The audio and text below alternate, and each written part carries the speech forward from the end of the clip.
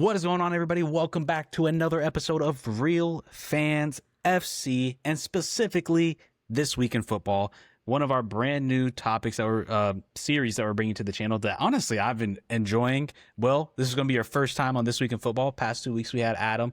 Adam couldn't join us today, but you know the drill. It's basically we kind of just handpick some stuff that we like, that we thought interesting.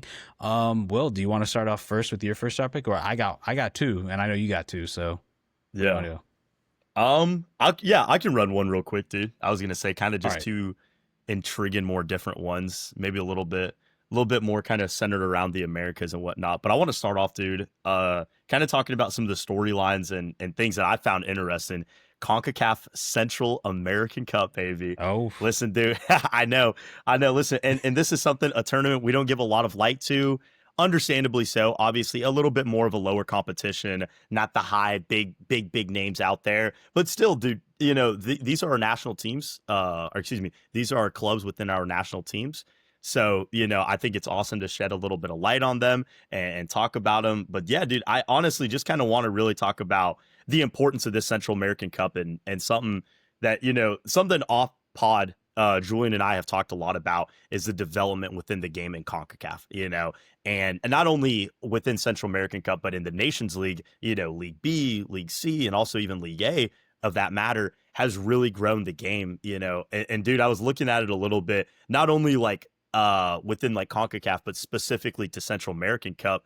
It's been, I will say for me personally, it feels like the level has raised, you know, a little bit. Obviously, this is not a Copa Libertadores or Sudamerica level quite yet, but these teams, you know, you're starting to see a little bit more exportation of players. You're starting to see guys kind of, you know, develop throughout the squad and then, you know, go on out. And one thing that I love, dude, this is one of my biggest personal pet peeves that I love to see. I love to see guys around 25, 26 still get sold out of their club. Not just 19-year-olds, not just 18-year-olds, but I love to see that pressure of players wanting to still play abroad, you know. So I think it's been awesome, dude. Like I said, there's been a week of results. We're going into week 3 right now with the Central American Cup. All the groups are obviously kind of panning out right now.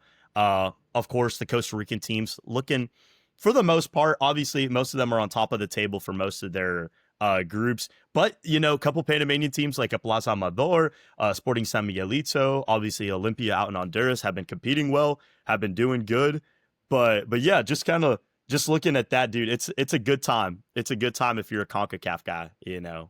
So yeah, I agree with you too. Especially with the part where you said like guys leaving older. I think with modern sports medicine, and I think it's something not talked about enough. I think for so long we've been so hung up on this. Like, if you're 23, you're done. Like, you're just, you might as well just give it up. And it's like, well, I mean, no, man. With modern sport, dude, we're seeing Ronaldo play to his like in his 40s now. I think guys are more athletic and taking care of themselves more than ever, even at the lower levels. Quite honestly, dude, if you're 25, is that really too young or too old? I think I mean, we talk about like goalkeepers like hitting their prime in like 28, you know what I mean? So I don't see why field players don't get kind of that same treatment with considering like I said, the new age of medicine that we're in. Obviously, if we're talking about 30, 40 years ago, then yeah, by the time, I mean, if you're 32, you're ancient. I mean, we're looking at a guy like Sung-Hyun Min and LAFC where the dude's 33, but I don't know if he's caught the game. I mean, like, bro, this guy is striding. Like, I'm like, but back to Central American Cup. Yeah, it's been pretty interesting. I'm curious to see some upset. Obviously, the big upset at Plaza Amador taking down Alajuelense. We'll see. They're about to hit their second game. Is it tonight? Believe. Yeah. But yeah, I mean, some surprising results so far. I'm really interested to see how this thing progresses. But yeah, man, I'm super pumped. I really wish there was some sort of way where we can implement more. And me and Wolf talked a lot about this offline, especially is like finding a second tier tournament like a Europa League, like a Sudamericana for CONCACAF. I feel like that is so needed, and I would love to see it because I currently, and me and Will both talked about it at length in our own personal conversations, but like we hate the current system of how CONCACAF treats Champions Cup. I do feel like we need to go maybe embrace the league system. I would love the league system to bring it back. I think there needs to be more international competition. We can't continuously let Liga MX and MLS really start to separate themselves. Like, if CONCACAF truly wants to help the competitive spirit of the tournament in this region, you need to start allowing other teams to compete more, because yeah, one-off tournament, like, man, that sucks. But like, it's like there's not enough competition there. Like, I would love to see a Saprissa or Alajuelense or Olympia or whoever, Matagua, like, go week in and week out in that first half. And if they can't make it to the knockout round, then they can't make it. And I think that would be really cool to see. And I think CONCACAF will make a lot more money because you're going to be having more of those competitions and so on and so forth. One thing I did want to shed light on, because I was following it a little bit, is the Caribbean Shield, which is the tournament that gets you into the Caribbean Cup. And I was following my boys from Puerto Rico, Academia Quitana, and I just want to say they got robbed by FIFA fair play rules. They won both their games 5-0. Yeah. And the only reason why they did you see this? I did see this. I saw a little bit. And the only reason why they didn't advance was because I think a team from, I don't know where they were from. I think it was for Turks and Caicos, dude, or something like that. They had the same exact score line. Everything, the goal differential, the score, everything was exactly the same. But the only reason why Academia Quitana couldn't make it to the next the knockout rounds was because of the fair play rule. And I'm like, I know that's like a thing in football. It's not common. It's super, super rare. But it sucks to see my boys fall short and not make it to the next round to go against the giants that is Cavalier and Sabah. But no, I think that's a team that's definitely, I feel like every year I watch them, they're getting like fucking strong right now. Like, they're just dominating their league. They're dominating the Caribbean Cup, the Caribbean Shield. So hopefully one day they can get to that next stage. I would love to see them boys make it to the show, but today's not that day. But yeah. Okay, I'll go to my next topic, and we keep it in the Americas here. I want to say, and shout out to all the people that watched the episode last week about Sung-Hyun Min. Dude, I underestimated the fans that this man had. I had no idea how big and how much of a superstar this guy is. I mean, one, just on our video alone, is just doing well. But then secondly, dude, you go look at the highlights for that LAFC game, it has 2.2 million views. I haven't seen the MLS have those kind of numbers outside of when Messi plays. And I'm like, wow, like, this guy's seriously pulling the same numbers that Messi is, which is wild. Like, I'm sorry, I was not familiar with your game. I had no idea, but like, I was just genuinely impressed by the amount of Korean support and Tottenham support that's been shown to LAFC, and the fandom and how much of a publicity it's been with him coming here. I completely underestimated it. And now obviously you're talking about, which I think is probably the second most popular Asian athlete in the world, only behind Shohei Ohtani. And then it's Sung-Hyun Min. Like, it is just crazy to me, the amount of support, and it's really cool to see, especially in the market that he's in. I mean, me and Adam talked about it on Links last week, and then also watching him play, I'm like, dude, this guy still got it. This guy, he looked explosive. Yeah. Like, especially that one where he drew the penalty in the box. Like, he looked explosive. Him and Bouanga, it's going to be a dangerous sight to see if your team's going up against LAFC. But yeah, I don't know if you got a chance to see the whole Sung-Hyun Min media show and how big everything was, but were you just as surprised as I was? With like the performance, like how he played? No, well, not so much. I didn't. A part of me almost expected that. I mean, you never know. I'm talking about more so just like how big. Like, I had no. Maybe I'm just out of touch, but I had no idea how big this dude was, and the numbers that he's pulling, like on his YouTube clips and engagement and Twitter. And I mean, you're talking about millions of views on just highlights and all this other stuff. Like I said, I haven't seen MLS pull numbers like this except for when it's Messi. So yeah. I'm gonna be honest. in a sense, a little bit surprised. I think it's really I'm with you in that aspect, Julian, of like now that he's over here, it's kind of like we're getting that first glance, like, whoa, this guy, I mean, he is the Korean Messi, dude. He is the AFC Messi, if you even want to go that far. Like this Dude, guy is he's like the really him. Korean Ronaldo. He looks like Yeah. Ronaldo to me, like in play. And dude, he's a beast. So yeah, definitely, I agree with you in that aspect. Like to see the support and the millions and millions, obviously not just only Tottenham fans, but like I mean, he's Korean, so.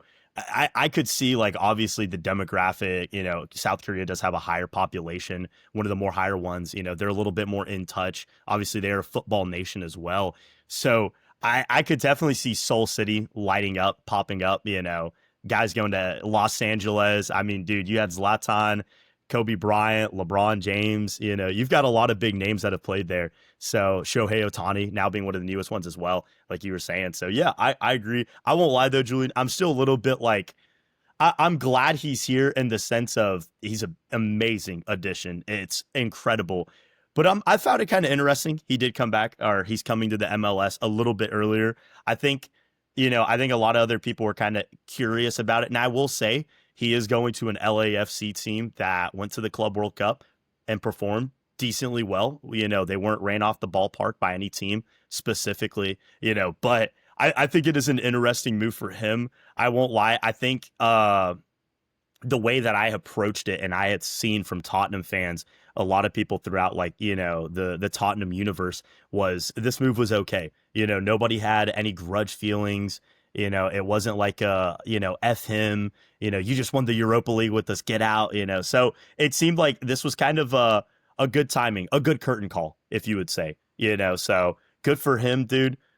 But yeah, I agree with you. I think it is kind of first now. We're getting that kind of like that front row experience of seeing these Korean fans, dude, really, really coming into the MLS. And I'm all for it, though. I love it. So, Yeah, completely untapped market that I had no idea existed. And maybe if you're a Tottenham fan, you're used to seeing that, but like I was just mind blown. I had no idea. Like obviously he's a guy I always knew. He plays at yeah. Tottenham, he won the Premier League Golden Boot a couple years ago. But like once he actually came here, I'm like, damn, dude. And then what's crazy is like I 100% see tons of Koreans coming to LA to watch him play because with my Yeah. experience going to LA and seeing the amount of draw that Shohei Ohtani has with Japanese fans, dude, Mm. like when I went to Little Tokyo in LA and you have this massive mural of Shohei Ohtani, and then dude, I'm walking down Little Tokyo and just Ohtani jerseys everywhere.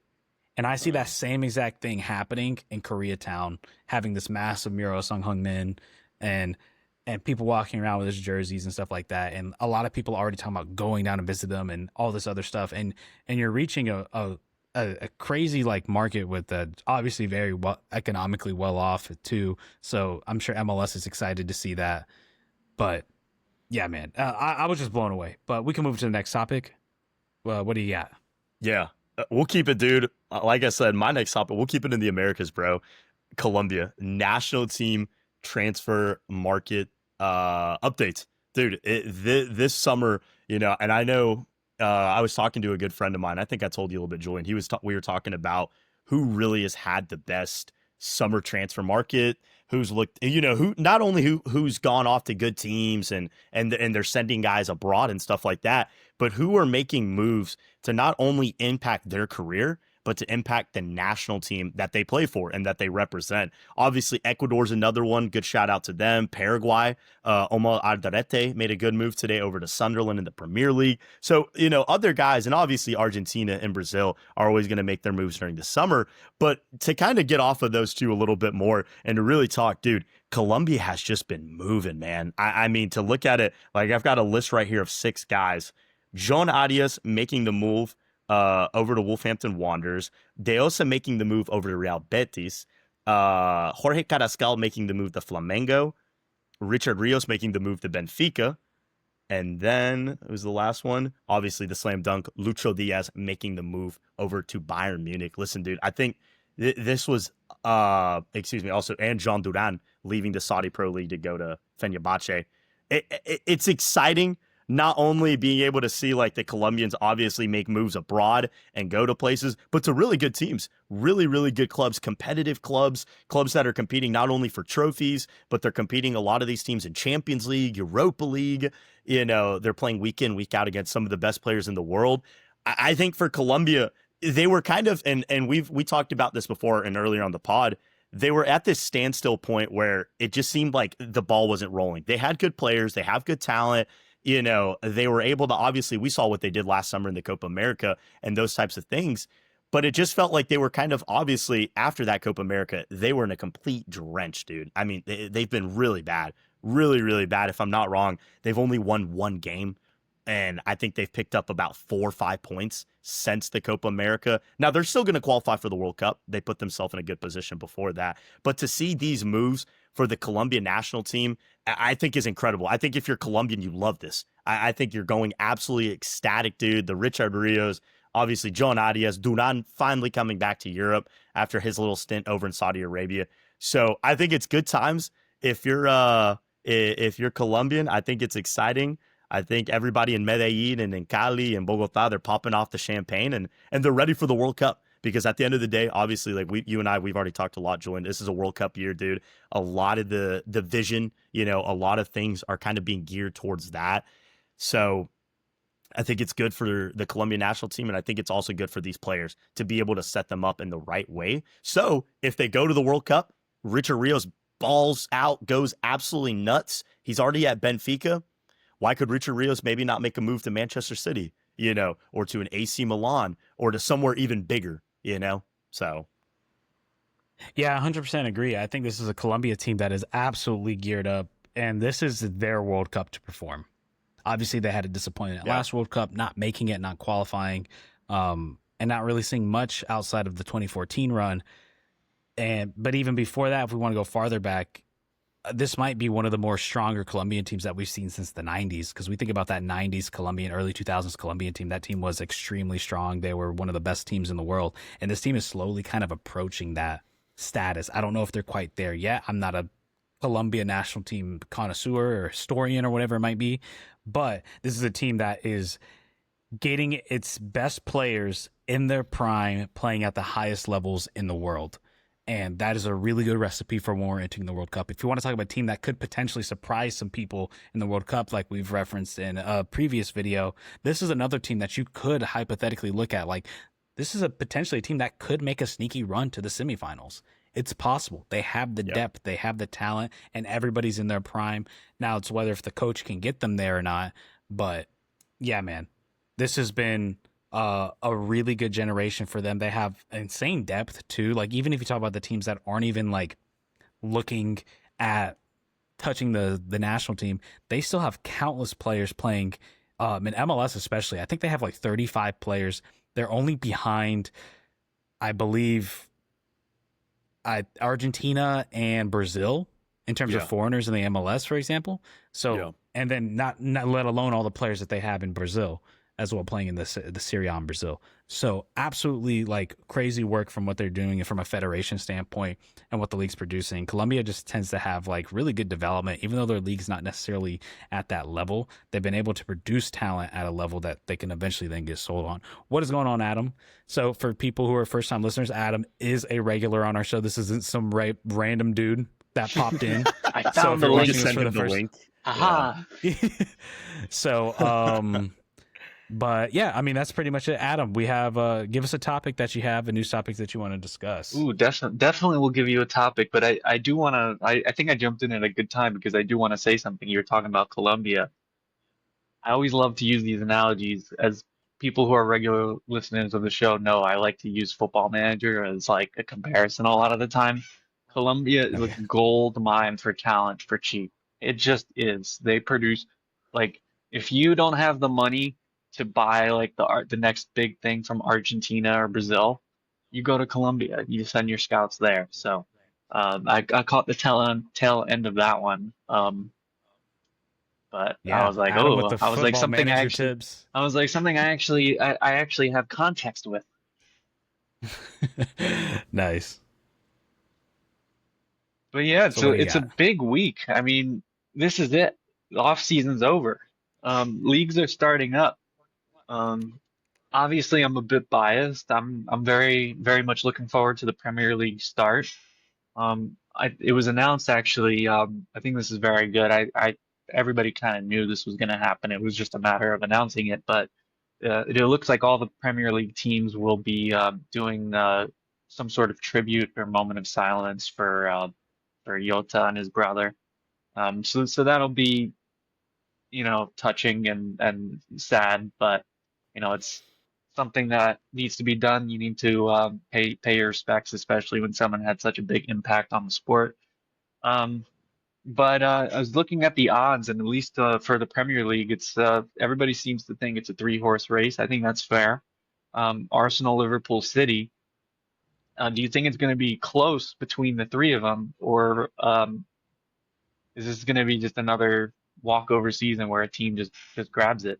We're going to have actually an interesting Premier League season for once at the top of the table, not just relegation fights. Well, you want this one or you want me to go first? Yeah, I'll just go real quick.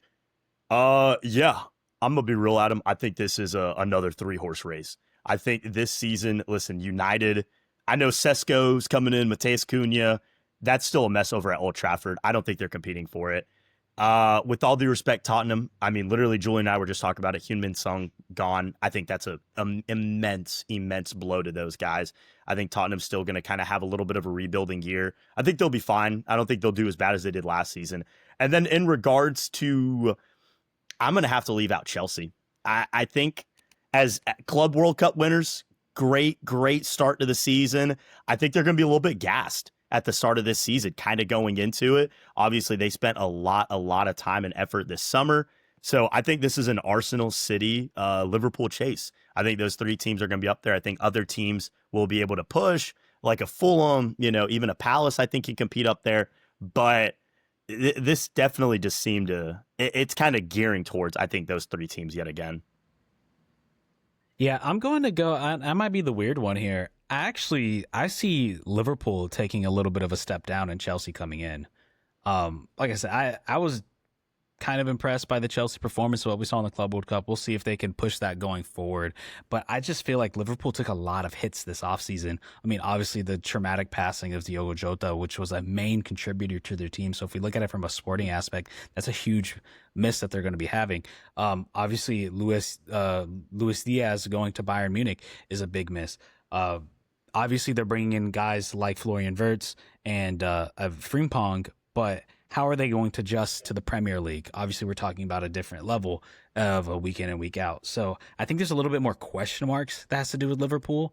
I still think they're going to make Champions League. I don't. It's hard to bet on them not, but I don't know if they're going to have the to win like they did last year. I think last year they had everything going for them, and I mean, Salah is another year older. Like, when will we eventually see that drop off? I mean, it's hard to tell because the guy played so well last year and was at some points looking at a Ballon d'Or race. But yeah, I don't know. I feel like there's a little bit more question marks on Liverpool in that aspect. In terms of Arsenal, we just got to kind of wait and see how the striker situation is going to pan out with the Swedish dude. I'm not even going to try to pronounce his name. There's no G. Just forget the G exists. It's not, and then you're good. I feel like when you're looking at this, I feel like City is a team where I feel the most confident about going into the season. I mean, obviously they had a massive upset in the Club World Cup, but when we're talking about a week in and week out scenario, I mean, obviously losing Kevin De Bruyne sucks, but he's also been injured constantly throughout the past couple years and hasn't necessarily been playing with them and at his highest level in general. So I don't know. It is a little bit more open though. I will say I don't feel like anybody's a lock. Like I feel like everybody has a little bit of question marks, but if I had to go lean anywhere, I feel like City's the most competent in my opinion. But yeah. Yeah, I think they're the safe choice as well. But there are a few little honorable mentions of the Premier League that I want to mention. Sunderland is back, so we're gonna have that's quite a fierce rivalry for people who don't know. Sunderland and Newcastle. Been quite a few years. I would tell Julian it was weird to me that a few years ago when I went to England to watch a League One match, I was watching a team in League One play against Sunderland, and I was like, wait a sec, what? I was like, you have to like get your mind. I was like, yeah, that's right. They got like double relegated and all that, so that's gonna be fun. I think that the relegation fight's gonna be pretty tough, and I just think like in general, Europe is gonna be pretty tight. There's a lot of teams that are going to be fighting, even though United or Chelsea may not be seen as teams that are going to compete for the title. They're going to be right up in there for the Europe conversation. So that's another conversation to be had. Even Everton's trying to make moves. Who knows how they're going to be? Um, but I saw that they were. I think who was it? What's his name? The pretty boy. Fuck. Jack Grealish. Yeah, Grealish. Grealish. And yeah, they got him on loan. So that's interesting. There's some moves being made elsewhere, but I think the odds makers got this one right in having the three Arsenal, Liverpool, and City pretty close together in terms of odds, and then a pretty big drop off after that. Yeah, I'll go to my next topic and then we can end it there. So, this one is kind of tangentially related to what we were just talking about, and that is Donnarumma basically saying he Oh wants out God. of PSG. Yeah. The agent is saying that they're expecting offers from Chelsea, Man U, and Inter Milan. So obviously, if we're talking about Chelsea picking up arguably one of the best keepers in the world, um, that's a big boost for them when it comes to the title race, hypothetically. United, I don't know how well that scenario is going to go. Obviously, everybody knows Onana was not the right pick for them. Uh, the amount Yeah. of memes that have come out of Yeah. that signing has just been hilarious. The Inter Milan is kind of interesting. Obviously, um, I'm drawing a blank on his name, but the Swedish goalkeeper, Summer, he's getting Yeah. older in age. He's getting older in age, but my With gosh, that guy, he's played so well for Swiss. Did I say Swedish? Yeah, yeah. Swiss. Yeah. Um, I I messed up the SW. But yeah, he's getting older in age, so obviously Inter probably wants to replace somebody younger. But this is a guy who might make the biggest transfer for a goalkeeper ever. I mean, obviously he's in his prime. He's still pretty young. I'm really interested to see where he's going to go. He's 26 years old right now. It says Donnarumma is already one of the squad's highest earners at 850,000 euros a month. So he's basically making just under a mil a month. God, So, dude. and Holy crap. he wanted a pay raise and refused to accept the new salary structure imposed by the club's sporting director, Luis Campos, over the past 2 years. So basically, just contract and pay disputes. So, which is leading him and his agent to want to go somewhere else. What do you think of this scenario? One, do you see him leaving? And two, where do you see him going? Obviously, the big three that they're saying right now, this is reported as of 30 minutes ago, Mm. that, yeah. And they're saying that the rumor is that, oh, and also, two, PSG just signed Lille goalkeeper Yeah. Lucas Chevalier. I'm going to Chevalier. uh, Chevalier. Yeah. Chevalier. Chevalier. That's how you say it. Chevalier. Mm. Just bought him for 40 million euros. So yeah, there's that. I mean, it's interesting. Mm. PSG continue to pay a lot of money for all these players. I saw a table come out recently that showed the payroll for all the teams in Europe, and PSG was at the top, and everybody was kind of laughing and going, "This is so funny." This is after they got rid of Messi, Neymar, and Mbappe, and they're still at the top of payroll. It was nearly like 500 million or something like that. So it's not like they're not splashing the cash. But to answer your questions, I do think he's gonna leave. I think part of it isn't. I don't. There's only so much like when a player says, "I want to get out of here." When you're sought after and you're someone like Donnarumma, who's arguably the most sought after goalkeeper in the world at the moment, that's gonna have an effect as well. So I think it's as long as they can get the deal, paperwork done before the transfer window closes, I really don't see him staying, especially with all this news going out. I'm also seeing reports of City even being involved. Um, it's just very interesting. I would definitely lean towards the Premier League of where he would end up. They're the ones with I don't. the pay book. Yeah, I that's mean, what I'm they're the ones saying. that There's can really afford them. if it's really about money for him, then the Premier League's really where he's gonna end up, where it should be. I mean, yeah, it's got to be Manchester. Which one? I don't know, but I put my money on that he would be ending up somewhere in Manchester. Really, I'm thinking Chelsea. I just have a Chelsea's a team Mm, that wants to spend. Definitely, I don't know it's if it's the best possible, but fit. I don't know if it's the best fit, but I think that's the team that's going to give him the most money. I just yeah. I don't know. City has a lot is another team that has facing a lot of financial fair play issues right now. I don't know how that's going to affect that. That's a possibility. Obviously, they already have a really high payroll as it is. I Mm. mean, not to say that Chelsea doesn't, but I don't know. I feel that way, and I don't know if he wants to go to a scenario like a Manchester United. Yeah. But we'll see. I guess. What do you think? Honestly, I'll throw my 2 cents in real quick. This kind of reminds me of like whenever I took out my ex girlfriend on a super nice date, had a really good time. You know, we I took her to Olive Garden, had some good food, got some Where you feel like breadsticks. family. Yeah, where you felt like family, you know, and we had a great time, and I paid for the meal. And then the moment we walk out of the restaurant, she throws the breadsticks in my face, says "F you," and ditches me and leaves. This is kind of what it feels like right now. I mean, Donnarumma just won the Champions League with these guys. Like it's like, dude, this is one of the best. I think Adam just said it. This is one of the most sought out goalkeepers in the world right now. This is a top 3 keeper, arguably the top keeper at this moment. Whether you know that's argument or debate, but this is a guy that's not just some guy that balled out over in the Netherlands, or you know he had a good little run over in France. This is a Champions League winning goalkeeper that plays for the Italian A national Euro team, winning goalkeeper. a Euro winning goalkeeper, and I mean obviously all the titles he's already got with PSG as well. The league owns on top of that, so it's just you know like where can you not find the money? Like, can we not scrounge up a couple bucks for this guy? I don't know. To answer your question though, real quick, Julian, I do agree. I the thing is, Chelsea, I could see him going to Chelsea. I don't think it's the best fit because Chelsea already has like a squad rotation of goalkeepers. They've already got about 15 guys on that team Chelsea has that a can, rotation of like 5 people at yeah, each position.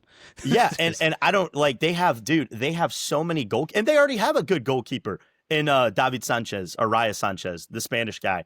Like, it just doesn't make sense to me to add on this guy and to punish Sanchez for not even doing anything, literally winning a Club World Cup with this team. So we'll see. I could see him par going to for the Chelsea course just with because they'll buy goalies. him. I feel like a lot of teams do that. Arsenal would be doing that a lot. You'd have a goalie where you feel like he's doing absolutely nothing wrong and there's really nothing, there's no Can't tell. issue, and yet they pull in someone else and it's like, okay, you're better now. Let's leave you. So, I mean, it's not an uncommon thing for teams to do, especially with goalie. I feel like goalie is one of those positions where teams feel like they have a little bit more leeway in terms of,